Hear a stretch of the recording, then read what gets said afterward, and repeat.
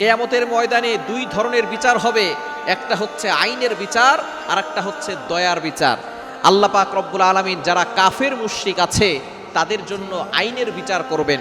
ইব্রাহিম আলাইহিস সালামের বাবা যিনি অগ্নি পূজারক ছিলেন, তিনি কিন্তু ঈমানকে কবুল করেন নাই, আল্লাহর প্রতি ঈমান আনেন নাই, সে আল্লাহকে বিশ্বাস করে নাই, যার কারণে কিয়ামতের ময়দানে আল্লাহ তাআলা তার উপরে আইনের বিচার করবেন। ইব্রাহিম আলাইহিস সালামের বাবাকে আল্লাহ পাক রব্বুল আলামিন একটা প্রাণীর রূপ ধারণ করিয়ে তারপরে তাকে শাস্তি দিবেন।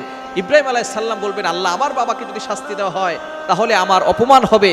আল্লাহ পাক রব্বুল আলামিন তার বাবাকে প্রাণীর রূপ ধারণ করিয়ে তারপরে শাস্তি দিবেন, কেউ বুঝতেও পারবে না এটা ইব্রাহিম আলাইহিস সালামের বাবা। সুতরাং তার উপরে আল্লাহ পাক রব্বুল আলামিন আইনের বিচার করবেন। আর আল্লাহ পাক রব্বুল আলামিন কিয়ামতের ময়দানে আরেক ধরনের বিচার করবে, সেটা হচ্ছে দয়ার বিচার। যারা দুনিয়াতে বসে আল্লাহর প্রতি ঈমান এনেছে এবং তারা ঠেকাবশত গুনাহ করেছে, বিলাসিতার গুনাহ নয়।